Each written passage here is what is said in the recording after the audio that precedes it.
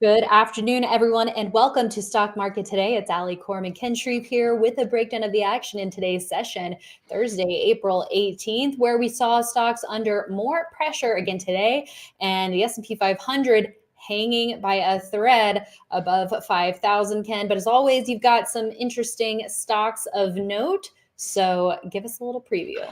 Let's get to it. Why don't we? Yeah, I want to take a look at Embraer. Maybe not a name people are familiar with. ERJ is the symbol here. Also want to take a look at Quanta Services, PWR. And finally, in the restaurant group, still seeing some good outperformance there. Let's take a look at Texas Roadhouse, TXRH. Sounds like a plan, Ken. We'll do that, but first let's take a look at the major indexes. Here's the S&P 500 down about 0.2% by the end of the day. Another fade here. We keep trying to rally, reversing lower. So the S&P 500 doing that again today, but managing to close above 5,000 for 2 sessions in a row. We also have the Nasdaq tech stocks getting hit harder, down 0.5% here today. The Russell 2000 down 0.1%. A lot of red days in a row here. The Dow managed to close fractionally higher, but a lot of room below where the Dow is trading and that 50-day line, Ken. So let's start with the S&P 500 because we've been very focused on this index and that round number of 5,000. Yeah, the 5,000 is an important level to watch. I think, both the S&P 500 and the Nasdaq Composite now down 5 sessions in a row. And notice that these are 5 closes near lows where each index would just not able to hold on to an early gain. Both of the Nasdaq and the S&P 500 were up in the order of about 0.6%, 0.7% at one point today, but they reversed lower. So both the Nasdaq and the S&P 500 really suffering from weak breadth. That story has been going on for a while. All that said, the market is really trying to go down here, and it is, but we're still only about 5% off recent highs after a 30% rally off lows. So seems like the market tide is flowing negative here. It's a risky environment to try to make money in stock. So I think the best game plan now is just to kind of sit tight and let the selling run its course, and just look for renewed signs of accumulation in the indexes. Just not seeing it yet. Exactly. We need to see a turnaround here, and for the indexes, especially the Nasdaq and the S&P 500, getting back above the 50-day line would be a great start. So we'll have to see if it can do that soon, and if not, could we be in for more pain? Of course, next week we have all the big tech earnings, adding to the drama and excitement of it all.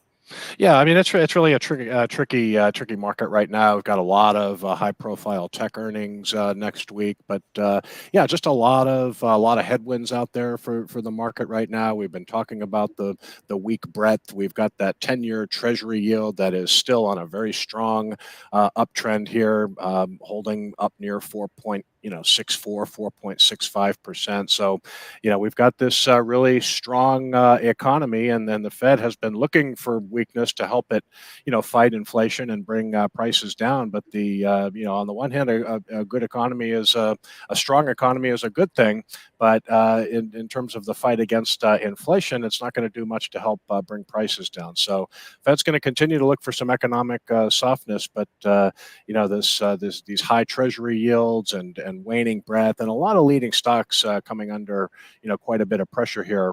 Just a lot of reasons for stocks to be going down, and not many for them to be going up right now. Yeah.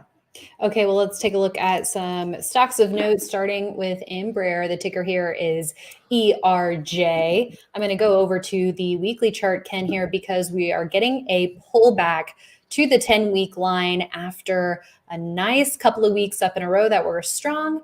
Now we're seeing, again, a pullback that looks to be orderly.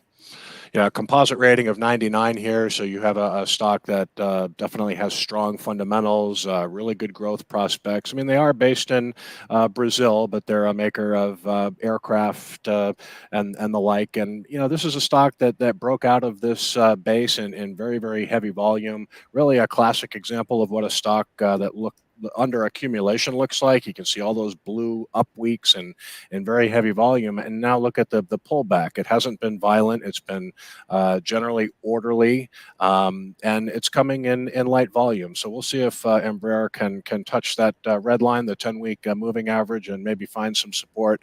A lot of stocks are in this position right now. Many are building bases. Others are testing key support levels. So Embraer is a stock that could find support here. But I'm certainly encouraged by the volume with which this stock broke out in, and then the pullback coming in light volume. That's basic technical analysis. You like to see those gains in heavy volume, and you want to see those declines in lower volume. Absolutely. Okay, well, let's go to PWR. This is Quanta Services and the building heavy construction group. Similar story here, Ken. We have an orderly pullback to the 10-week line after an explosive breakout that occurred around the last earnings report. Got next earnings in about 2 weeks.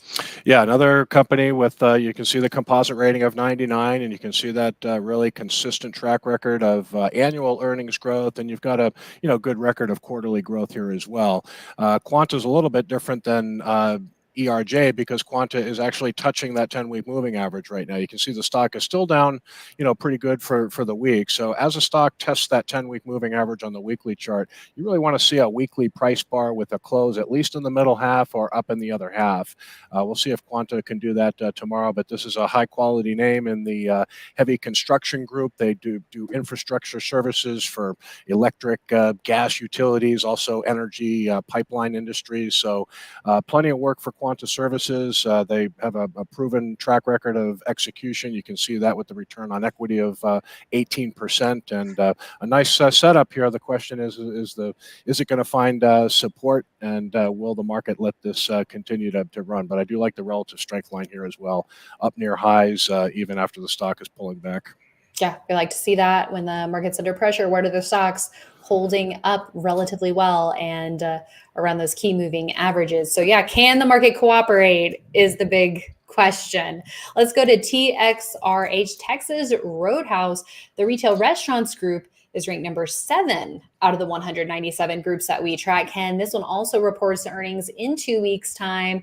And once again, I see a little bit of a theme here, Ken. It's right at that 10-week line. Yeah, definitely, and it looks to be forming a nice little base here. So I think with Texas Roadhouse, listen, the fundamentals. All 3 of these stocks have composite ratings of 99. So we're looking at stocks that have been executing from a fundamental perspective. There's broad-based strength in this group.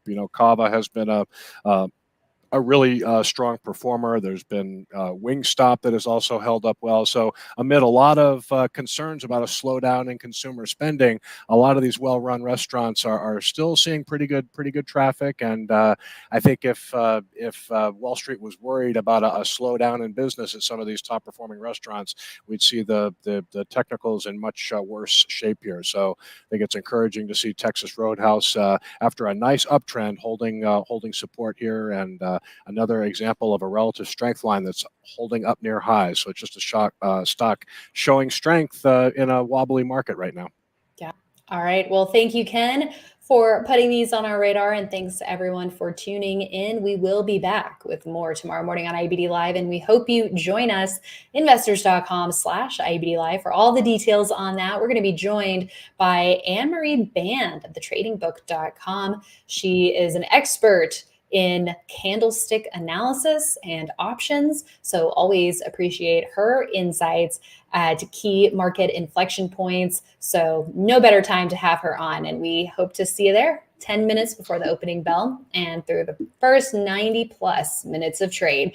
So that's coming up tomorrow morning. And then after the bell, we've got Stock Market Today with Mike Webster, and tomorrow morning, earnings cheat sheet will drop, where Ed Carson and Alexis Garcia are going over all the major earnings reports to keep your eye on next week. And boy, there are a lot of them. So check out those insights when they drop tomorrow morning at investors.com/videos. Thanks for tuning in, everyone. We'll see you back here tomorrow.